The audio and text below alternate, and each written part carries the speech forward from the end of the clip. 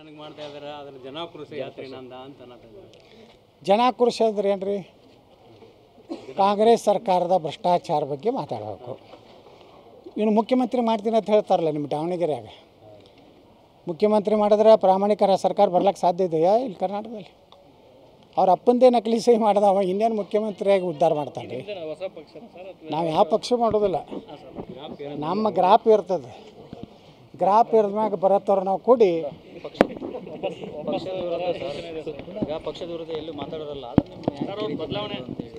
ಪಕ್ಷ ವಿರುದ್ಧ ಮಾತಾಡಿಲ್ಲ, ನರೇಂದ್ರ ಮೋದಿ ಅವ್ರ ವಿರುದ್ಧ ಮಾತಾಡಿಲ್ಲ, ಅಮಿತ್ ಶಾ ಅವ್ರ ವಿರುದ್ಧ ಮಾತಾಡಿಲ್ಲ, BJPಗೆ ಬೈದಿಲ್ಲ. ಬೈದಿದ್ದು ಒಂದೇ ಕುಟುಂಬಕ್ಕೆ ಅಟ್ಟೆ.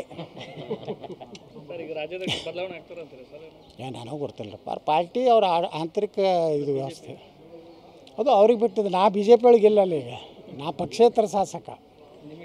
ಹಾಂ, ನಮಗೆ ಮಾಹಿತಿ ಏನು ಹೇಳೋದಿಲ್ಲ ರೀ ಅವರು. BJP ಒಳಗೆ ಏನಾಗ್ತೈತೆ ಅನ್ನೋದು ಬಹುಶಃ ನರೇಂದ್ರ ಮೋದಿಯವರು ಅಮಿತ್ ಶಾ ಬಿಟ್ಟರೆ ಯಾರಿಗೂ ಗುರ್ತಿರೋದಿಲ್ಲ. ಅವರು ಯಾವಾಗ ನಿರ್ಣಯ ಏನು ತೊಗೋತಾರೋ ದೇವರಿಗೆ ಬಲ್ಲ.